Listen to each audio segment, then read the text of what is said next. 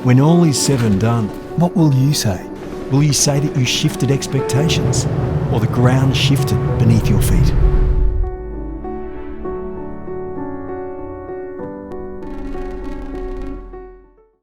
Hello all, welcome back to episode 15, the tech effect. I know I say this every single PanelCast, but this one I am super excited about. We're going to speak with Keith Williams. Keith is the COO and CMO of the world's full stack digital fundraising platform, Fundraising. He's also board of director on London Landmarks Half Marathon. He's invested into multiple startups. He's been on boards for environmental and behavioral change. And really his whole career has been looking at the evolution of tech within events. So Keith is all about driving change through technology. I am super excited about this one. The Tech Effect PanelCast episode 15. All right, welcome Keith and welcome CT. We've just been having a little chuckle because we keep getting sidetracked and having the conversation before we've pressed record. We did just have an hour conversation before we recorded, so now we've got to have it again. Yeah, absolutely. Yeah, usually we have this icebreaker question of like what your favorite event is, but I feel like we've already had a bit of an icebreaker, but let's go with that one. Yeah. Keith, what is your favorite event that you have attended? Am I allowed to? You are, yeah. Because there's I'll give you the reason why there's two. There's one which is a emotional and physical challenge. Well, they both are, but the first one was an Ironman in 2011 when I took on Ironman Frankfurt, which was my first ever Ironman, considering a year before I couldn't run or swim. I could bike a little bit on a mountain bike, and then I finished my first Ironman, and that year's journey, preparing, training, learned a lot about myself, but the purpose and the reason for it is I crossed the line when I was 38 years old, which is the same age my dad died of cancer. So that was quite a remarkable event, not just through the journey I went through in terms of training and losing weight and feeling better about myself, but also, you know, my family went out there, my mum went out there, my son, my wife, and some friends. And I remember it was a 4-lap run course of the last marathon. It's 4 laps. And I remember every lap you get a band.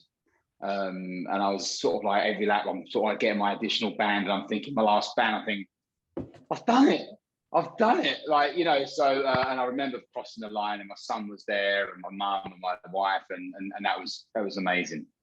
The second one was when I was a bit younger, which was called the Mega Avalanche. And this is sort of like when I was a bit more youthful, and I could showing the phases of your life, Keith. It is, yeah, it is. Yeah, and this is when I was a bit more youthful. I had hair, and I was on a mountain bike. I'd be in the Alps, and it'd be like you know, sort of like flickering around in the helmet and stuff. Obviously doesn't now. Need a wind machine. So, yeah, it's just absolute it's about aerodynamics. But basically, I went to the Alps. It's called the Mega Avalanche. You start on the top of Pic Blanc, and with 2,000 other riders, and on a glacier, and it's on a mountain bike. So you have to qualify the day before to try and get. And it's a different strategy. If you qualify really well, you get at the front of the pack. The good news about being at the front of the pack is you can just go for it, and you don't have to worry about anyone else running over anyone else, and you get clear way. However, if you fall off, you've got the rest of the pack going to ride over you. So it's a bit of a risky gamble where you do qualify badly, and then you stay at the back, stay safe, and maybe just, you know. But anyway, I chose to qualify, felt quite well, but being on top of the mountain with 2,000 other people, and they feed you coffee, they give you chews and bars, and there's like rock music, there's helicopters with video, like videoing it. So you're like super charged, and you're like, they go, and it's an hour endurance. Like you literally get start on a glacier and snow for 10 minutes, then you go through rocks and boulders and you go through a bit of everything, and you don't know whether you're going to live really. So what year was this in? This was in, oh my gosh, when was it? Something like 2005 or 6, something like that. Does this event still happen? Yeah, still happens. Yeah, still happens. Very cool. And it's a freaking awesome event. Yeah. Really, but that's like an adrenaline one. That is just full on adrenaline. What the hell am I doing? Am I going to live or die?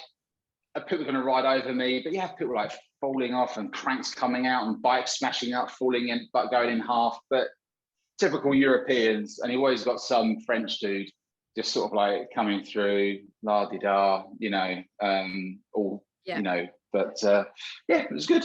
I like amazing. Those two. Yeah. Can you beat that? I don't think I can even get close to beating that.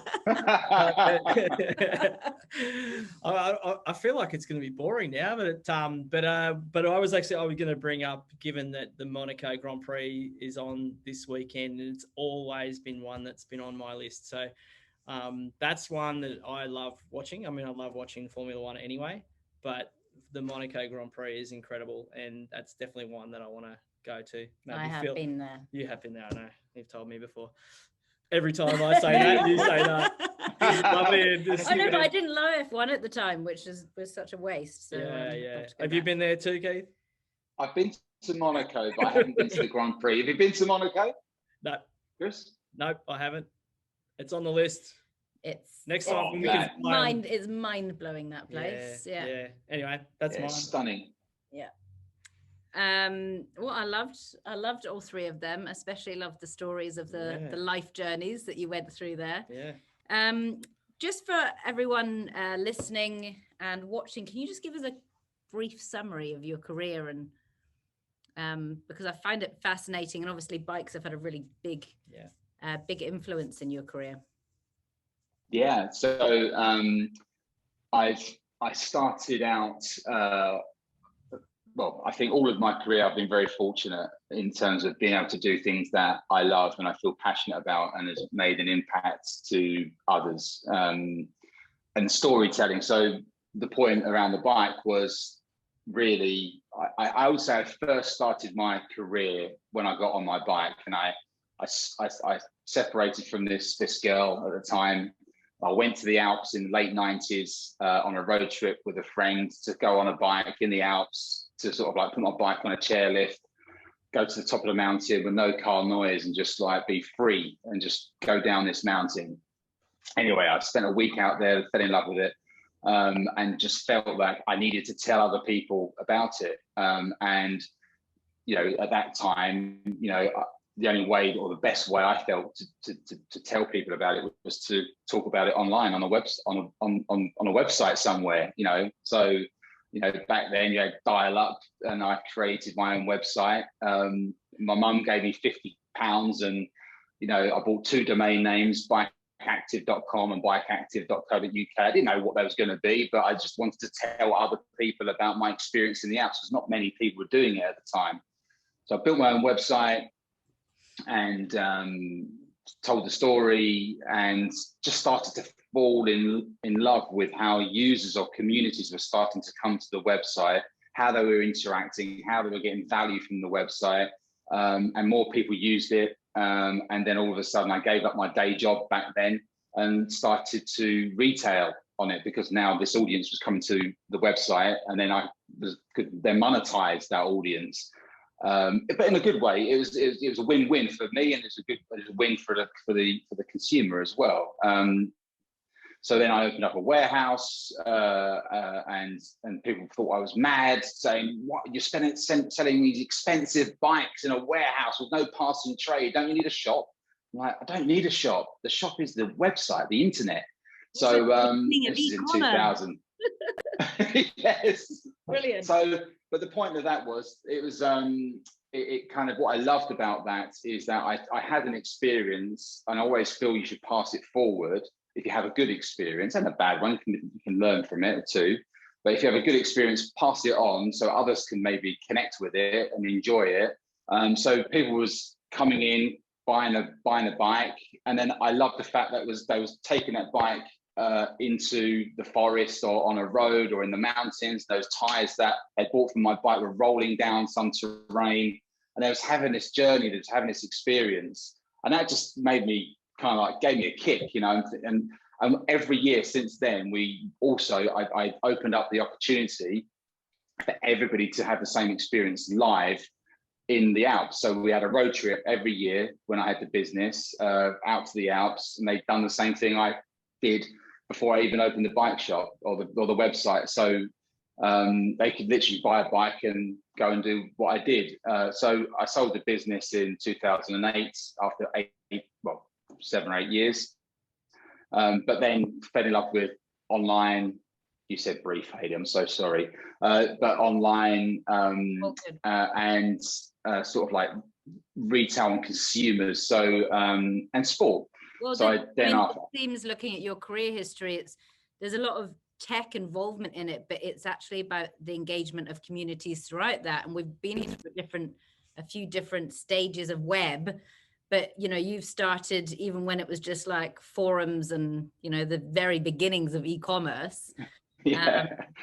And sorry, trying to push up an image, and it takes you an hour to push up. It's got to be smaller than that. It's got to be 16 kilobytes, and you're sort of like, you know, pushing it up. Anyway, but then I fell in love with technology and what technology could do, and how consumers interacted with it, both in terms of online digital stuff, and then they can go and live it in the real world.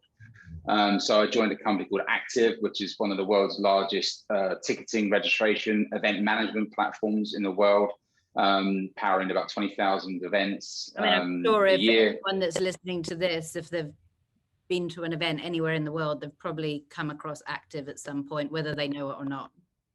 Yeah. So then I sort of like started,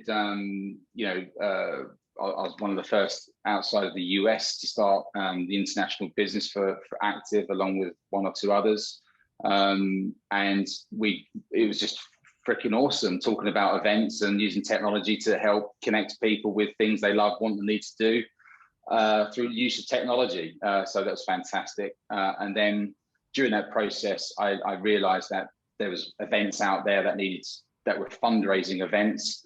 In the process, Active at the time didn't have a giving platform, so I met a giving platform called Just Giving, and then built an integration with the two platforms, Active, so you could sign up, create a page, and sort of like get in the event, and there's your fundraising page with an API, with an integration, which is still a little bit, you know, it's not completely perfect, seamless, but it was good then. It was good then. Yeah. It was great then. Yeah. So I did. So that was great. And then after after a bit of time, I left Active, but still fell in love with events and fundraising. And I realised that actually people were doing these experiences and then raising money and making an impact to communities and people that need it.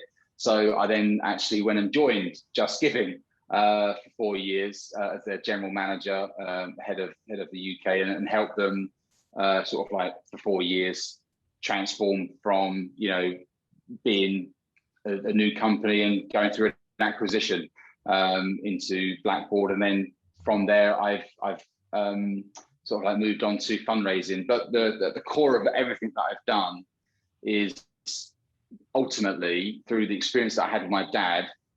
Life is too short. Life is about experiences we have and the impact we can make in the world.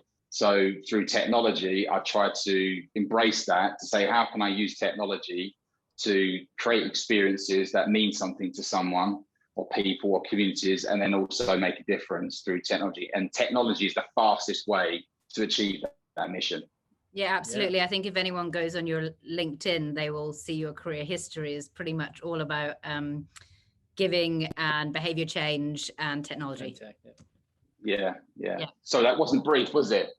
No, that was fantastic. But then, so that gives us a good segue, because then you realized how amazing people in Australia were.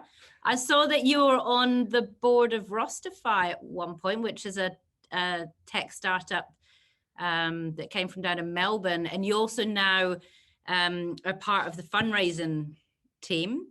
So can you just tell us what your current role at fundraising is and what fundraising platform does? Well, first of all, let's start with what fundraising does. The way we would describe ourselves, and I'll probably give you two scenarios, is mission control for digital giving.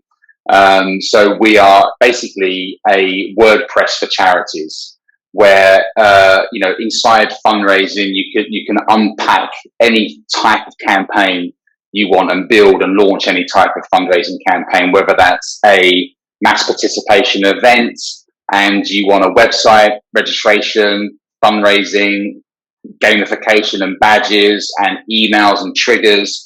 So you can literally build any type of event fundraising within fundraising. But also you can create in-memory campaigns, you can create appeals, raffles, crowdfunding, direct donations, regular giving, corporate giving, virtual events, live streaming, Facebook. We've got Facebook API with Facebook fundraising. So if you think about any type of activity or any type of giving campaign, it sits with it. You can build it within fundraising content management system. So we have a platform where every organization can have their own installation of the platform, and it's just like WordPress, or they just Wix skin it, right? They just absolutely use the elements or modules that they want and skin it. Absolutely. And I mean, we've got quite a few clients that use fundraising, and it's so amazing how easy it is for not-for-profits to use a system like that, where they don't have to depend on spending tens of thousands of dollars on a developer. Absolutely. And we're talking with you guys just even in the last couple of days about the superhero walk and embedding YouTube Live into it and try to bring the experience into it as well. So quite easy to kind of connect it all together. It's cool. Absolutely. I think that's what we want to try and do within fundraising is give power to the organizations. It's not about the power we have. The power we want, any power we have, we want to give it over to the organization in terms of the technology and platforms we can give. So the tools are there to literally do anything. So as you say, Hayley and Chris, you can get in there and just build up your own website, your own registration, ticketing, fundraising, sort of like templates or themes and styles. But also we have an array of integrations, whether it's YouTube, Zoom, Twitch, TikTok, Salesforce, MailChimp. We connect up with so many different Facebook. We connect up with so many different platforms just to try and make anything possible. And if an organization can't do it themselves, and we want the organization to be the ones that have the power and have the control, including the data, we also have what we call like a front-end development team, which can help style up and any type of specific customizations that an organization may need, because not every organization is the same. Some organizations will want to go in and build it 100% themselves. Some may build it to 80% out of the box stuff, and then may need some help to really customize it. But anyway, so because of the beauty of fundraising, building what I would say is a leading platform, worldwide. But I think Australia was where we started, and I think Australia market is advanced in its digital giving, I think, to other markets around the world. Last year must have just blown you guys out of the water. I mean, when events went online, especially for the not-for-profits, so they obviously had a really hard time, just as hard as the what was looking like they would have just a hard time as the events and sports industries. But through fundraising, they were actually able to do online events and actually raised so much money, right, through fundraising platform. Yeah, absolutely. It was. I was incredibly impressed by the non-for-profits in our sector, the way they was able to adapt and change, and everyone needed to. And what was great about it is, and I started so I'm the chief operating officer and also the CMO as well at fundraising. But I started last February, and then the month later, COVID sort of like started hitting our world. And when I started, we had this, we're going to achieve this in 4 years. This is what our ambition would be. And then the world changed. But the point is that in that change, we probably had 2 or 3 months where us as an organisation was unsure what was going on. So was the non-for-profit, the charity sector, and our organisations. But what was really impressive is that the organisations were up for the change. They didn't wait. There was like, okay, we're going to adapt. We need to move fast, and that speed was so exciting. It was worrying, it was concerning, it was risky, it was all of those things. I mean, you saw the ones that tried it a bit later on in the year didn't actually go as successful, right? It was the ones that were like, right, we need to take this risk now because it was a risk of losing $1 million more for some of these charities, or just trying something. And it was such a great way to alleviate the risk by doing it online and using all the communications through fundraising. But I think what was brilliant about it is that the consumers, like people, got behind it, because it was like a partnership between non-for-profits and event organisers and the supporters, the consumers. Because the consumers were in lockdown, they was having these challenges where they couldn't go out and do events, but they were stuck at home and they wanted to do something. They needed a solution, and they wasn't really saying, I need a solution, but they wanted to do stuff and still connect with something and have a purpose, because their purpose had gone. And the organisations were like, no, let's build these products, let's adapt, let's change, and then let's sort of like, help our supporters go and do something, whether it's a virtual event, a broadcast, whatever it is, whatever it was. Like it was sort of like a perfect partnership, because the organisations met the needs of the consumer, and that's where you get the perfect connection. And the organisations that jumped on it and took the risk and adapted quickly were the ones that won. And there was events that, absolutely. And I think what we're seeing in Australia, which might be slightly different to the UK, is that there is a drop in online events now, but people are starting to now go actual virtual and cross over there. Like, where do you see that evolution happening? Do you think Australia's sort of taken that next step, or do you think there's other things coming? Well, I think there's going to be probably 2 or 3 different scenarios of events. There's going to be definitely virtual only events that are going to continue, and they'll only ever be virtual, where it could be any time, any place, with no fixed location, because some consumers want convenience, and also charities seem to feel that from a return point of view, it really does make sense, and they can create these products. Then I think you're going to have absolutely standalone live events, like mass participation, national events where people turn up and go and do something, and then I think the third is probably going to be this hybrid, which lots of people talk about, which I think you kind of mentioning, is around where you've got a physical event happening in a location, and then you have this digital sort of like build up and virtual elements, which lead up to the event, but also you will have this virtual audience that aren't turning up at the physical location, but are still participating, virtually at that event. And there'll be different solutions that make that happen, whether it's an app where the virtual community is running the same course as the physical real course, but in a virtual experience with all of the nudges and notifications and videos and etc. But I think there'll be that hybrid. But I think what consumers will expect, whether they're actually doing a physical event or a virtual event, is to have a digital experience, one way or another, which is a lot more meaningful and personalized than what it's ever been before. Yeah, and people. Oh, sorry. I was going to say, do you think that? I mean, we've seen such an uptake in people's willingness to get involved in anything to do with technology in the last year. The probably things that we might not have expected people to really have an uptake on for maybe 3, 4, 5 years. Has that changed fundraising's thought about things that they might have said, we're going to do that, but it's going to take 3 years until people are really ready for that, whereas maybe we're ready for it already, or it's coming soon? Or is that sort of thing that you're thinking of from a technology point of view as well? Yeah, I think we want to accelerate.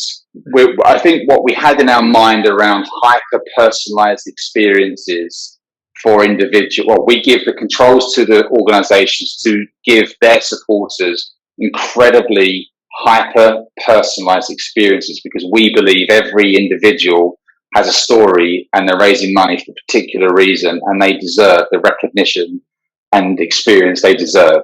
So we want to respect that and recognize that individual.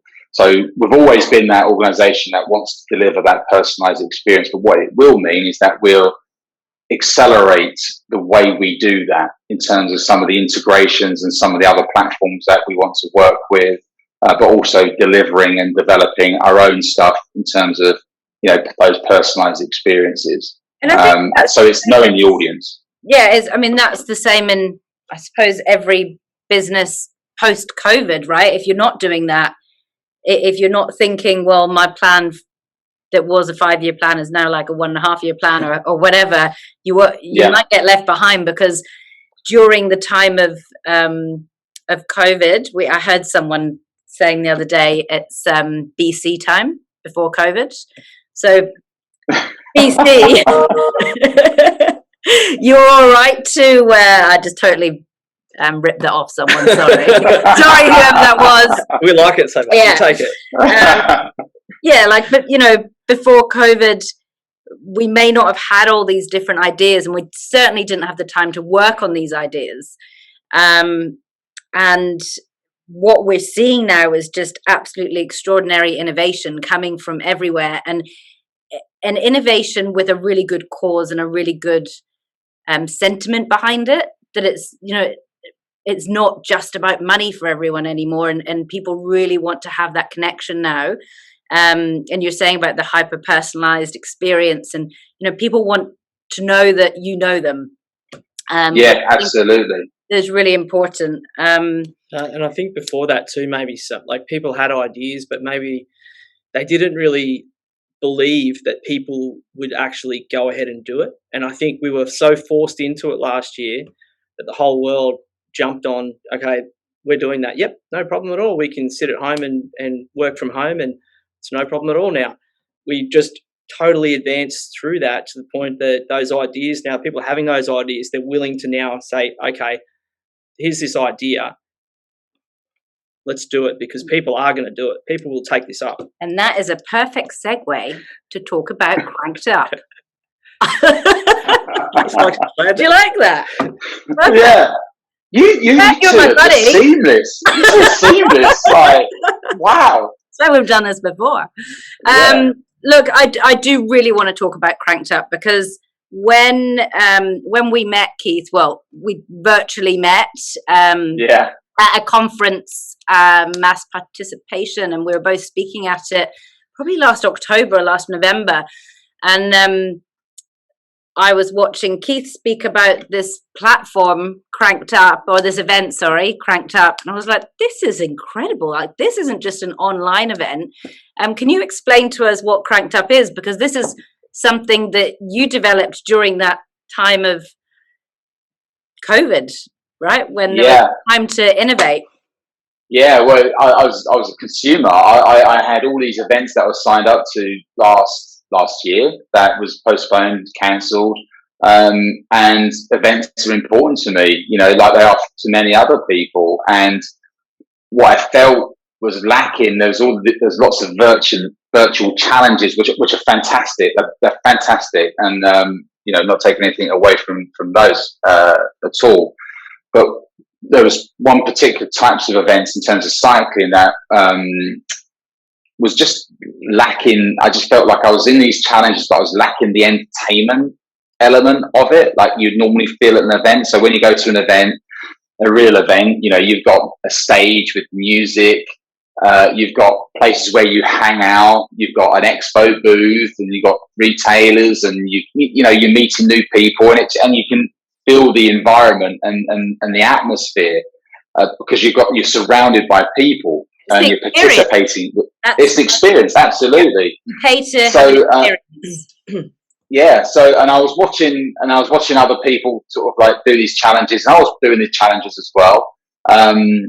And I just felt I was missing something. So one of the challenges I signed up to, which is a 24-hour bike ride, I got three other mates, a team of four, and we said, right, 24 hours, got to ride as far as we can. So it was like, okay, and it was a challenge. I was like, right, what I'll do, I'll set up a Zoom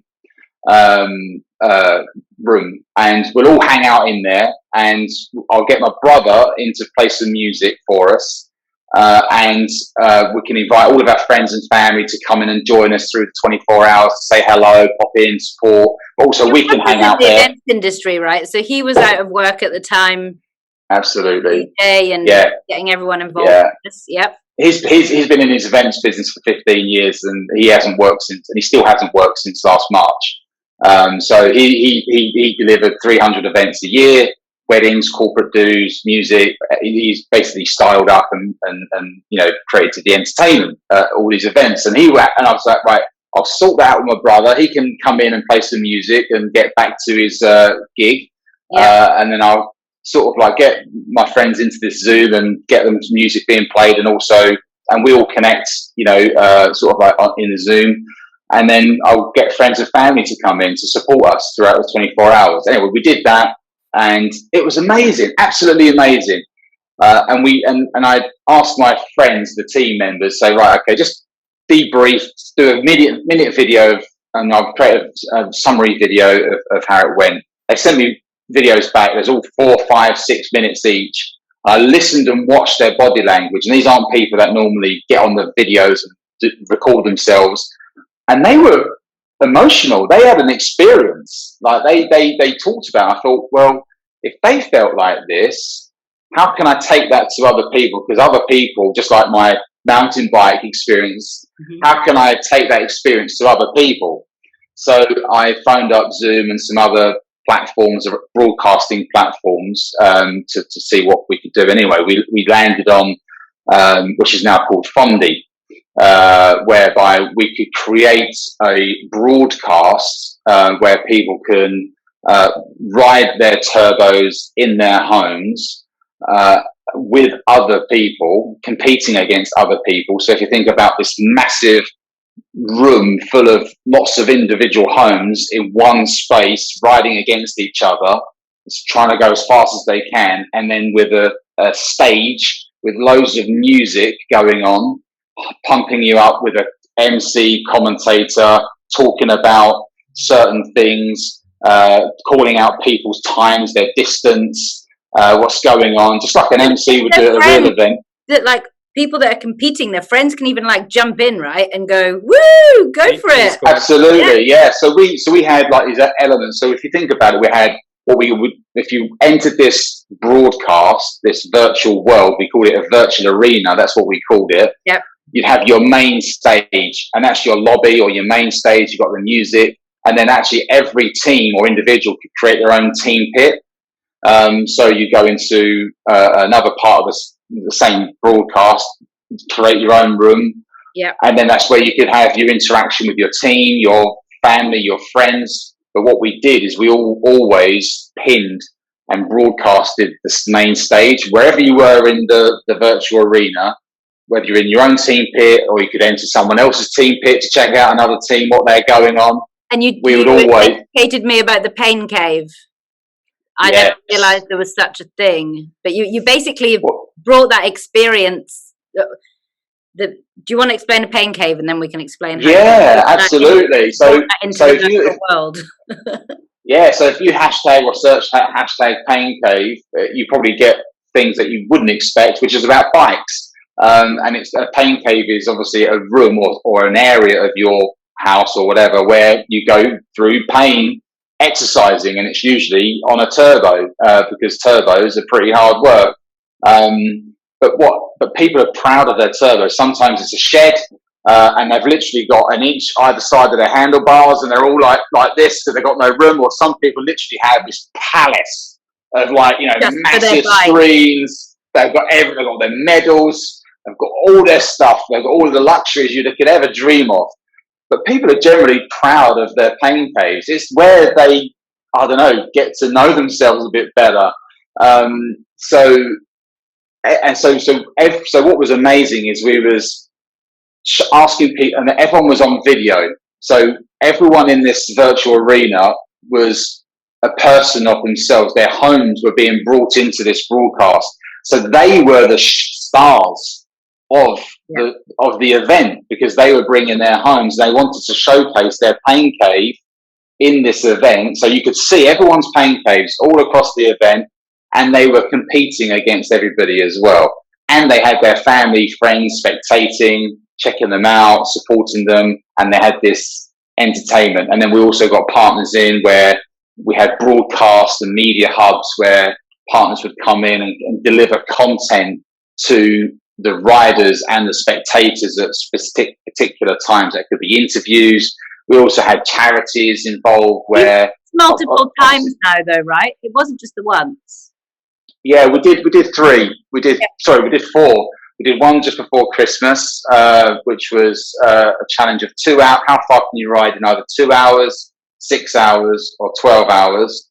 And then we had this bigger event that we was planning for in end of March, which was a 24 hours. So you could either do 2, 6, 12, or 24 hours. We also had some crazy individuals doing 24 hours on a turbo.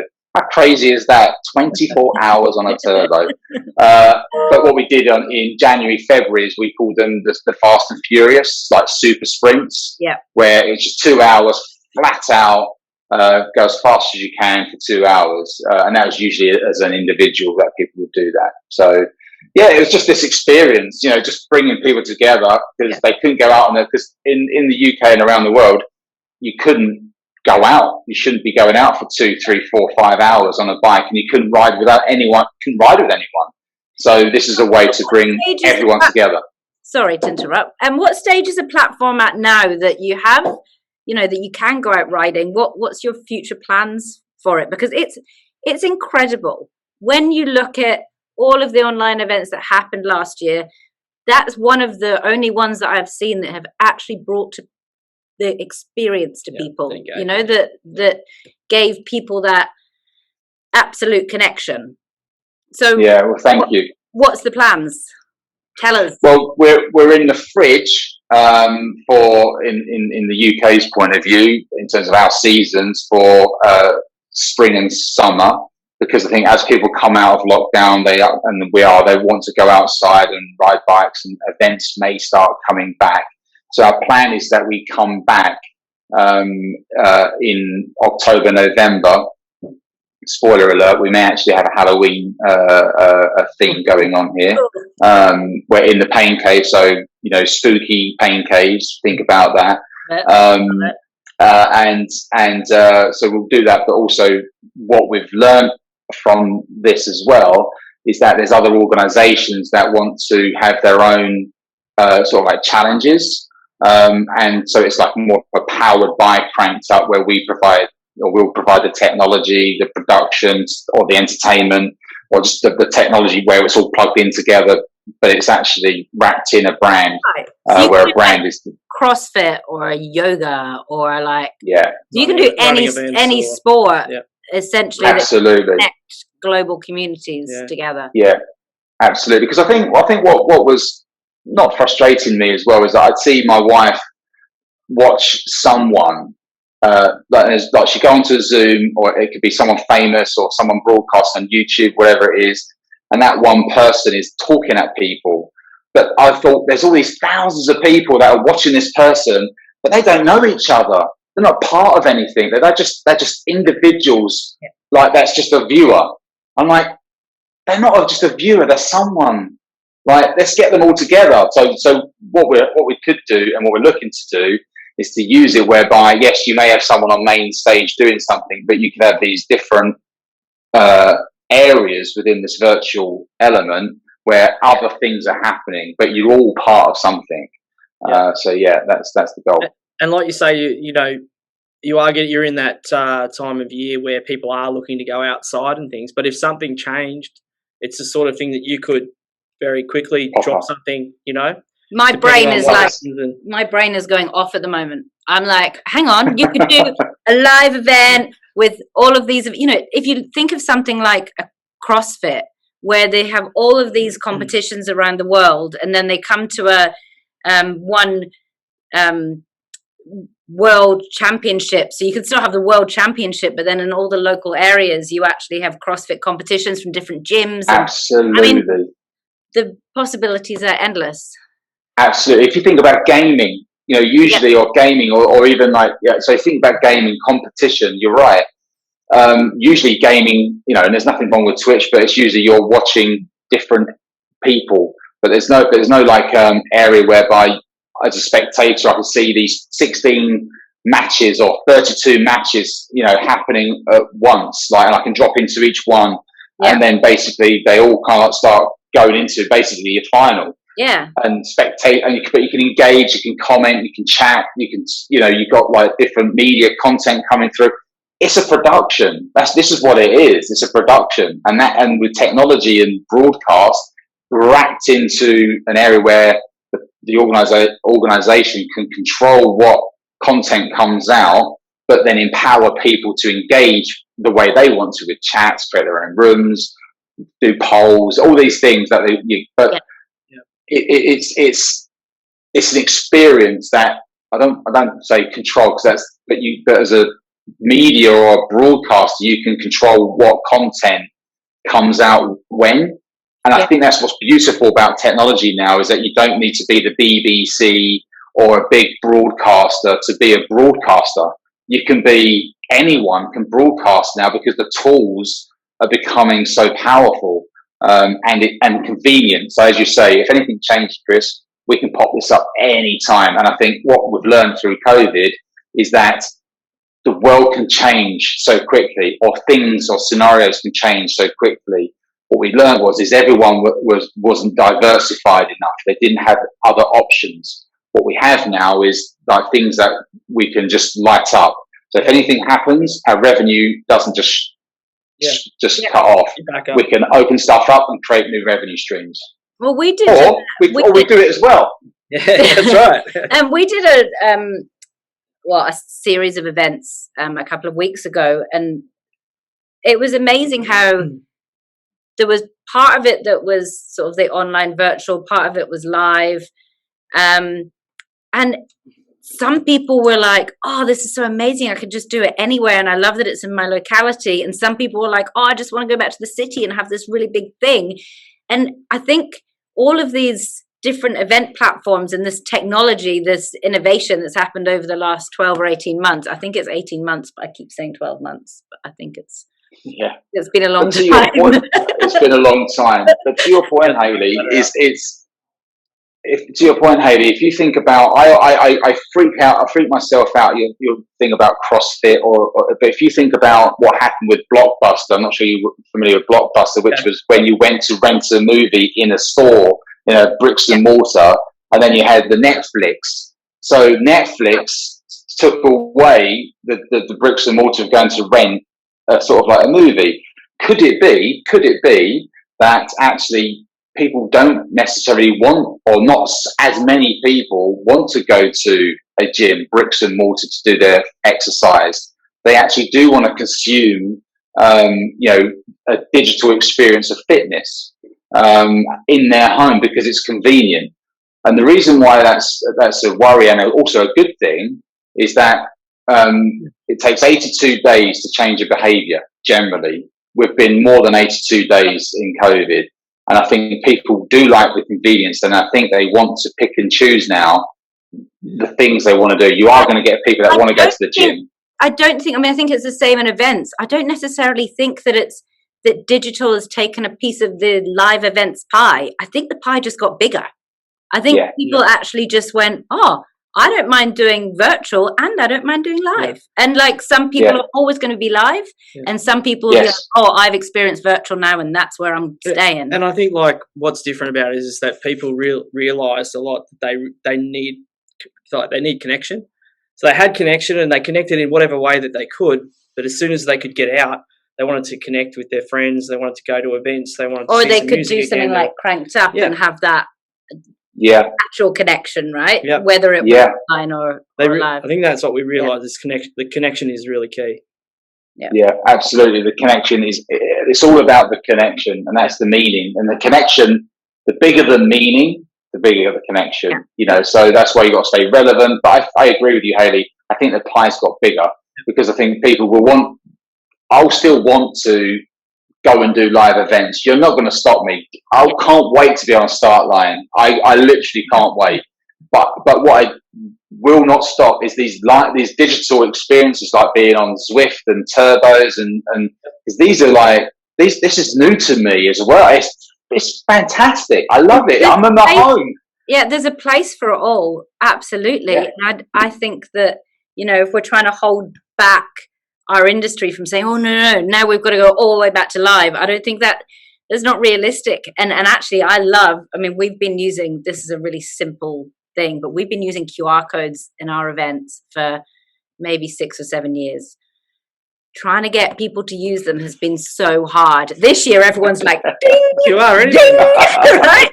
I'm like, this is amazing. Yeah. The simple things, and people being used to virtual events and being okay with that, but also being able to sync it in with live events is super exciting. And I think maybe part of what you were talking about there before about wanting to do Zwift and all the different things there is I feel like it's like a exercise gaming, and maybe it's taken a little piece away from just gaming.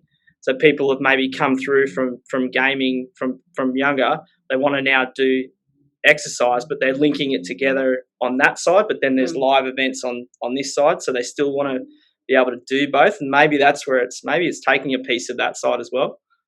Absolutely, and people will want to do both. So what I do on Zwift and what I do in my home, I'm doing more exercise at home, and I'm doing more exercise. I'm actually doing more exercise. I think most people will potentially say that, I think people are doing more exercise at home, but what I'm doing at home is actually helping me enjoy my live event better, because I'll be hopefully a bit fitter. So for me, and I'm obviously I'm a certain persona, but this is helping my performance from when I come to my live events, which hopefully are only a month away.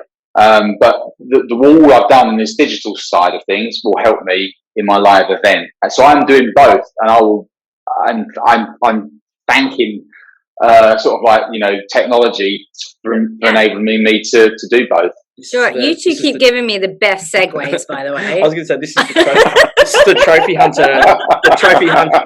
I wasn't about to say about the trophy hunters. No, we've talked about that before. It's the trophy hunter kind of philosophy. My girlfriends and I go mountain biking. There's about 15 of us, and to motivate ourselves, sometimes we go trophy hunting. So we go on Strava and we're like, where can we go that no one's got a trophy yet?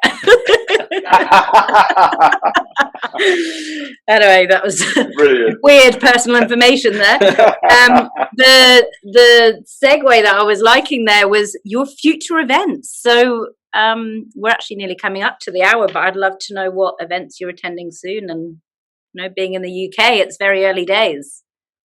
It's very early days, but I'm meant to be doing Austria, Walshy, which is a middle distance triathlon for Great Britain. I qualified, I think it was 2019 or 18, to be an age grouper in the 75-year-old category. That's amazing. Yeah, so that's meant to be end of June. Representing Great Britain. Representing GB, in the middle distance triathlon. So it's great. Yeah, well, I would say that. I've got all my gear. It's been in the cupboard for a long time because it was meant to do it last year.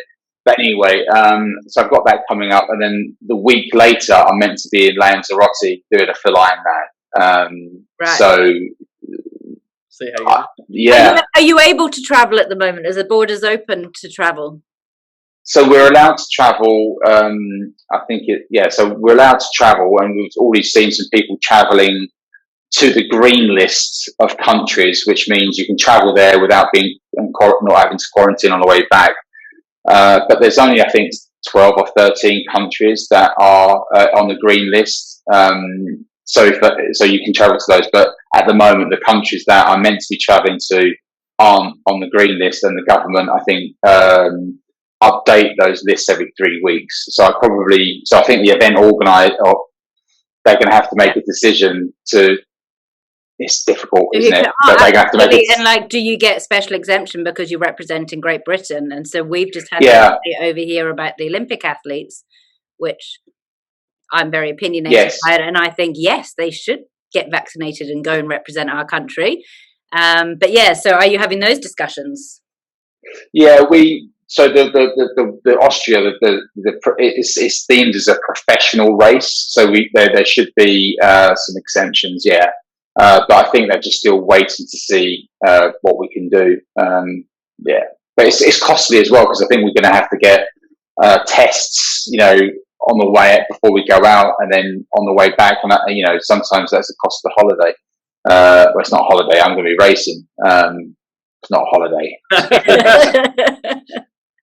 I love every time we speak, I find out something new about you, Keith. It's great. That's an age thing. I'm just 75. I didn't know you were 75. Under 75, sorry. Yeah. Yeah, yes. Well, thank you so much for joining us for the last hour. It's been fascinating, and I hope we'll have you on the PanelCast again. I'm just going to do a little plug for Keith, because I would really, really love to see Cranked Up and more events like Cranked Up, so powered by Cranked Up. Keith's crankedup.com. .co.uk. Crankedup.co.uk. Yeah.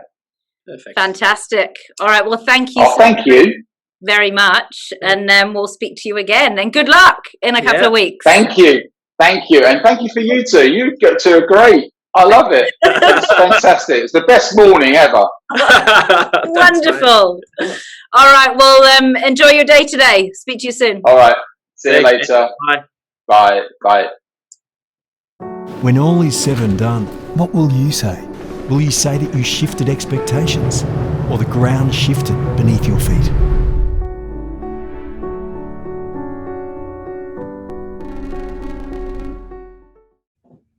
All right, that was Keith. I love him. I literally could speak to him for hours and hours on end. I think I mentioned it in the PanelCast. Keith and I connected a few months ago, and we literally end up having like an hour chat before we ever get down to work. So love Keith, love everything he's about. I hope you guys enjoyed the Tech Effect, and we will see you next time. Please feel free to join us on Facebook, the Shift PanelCast group. Thank you. Enjoy your week.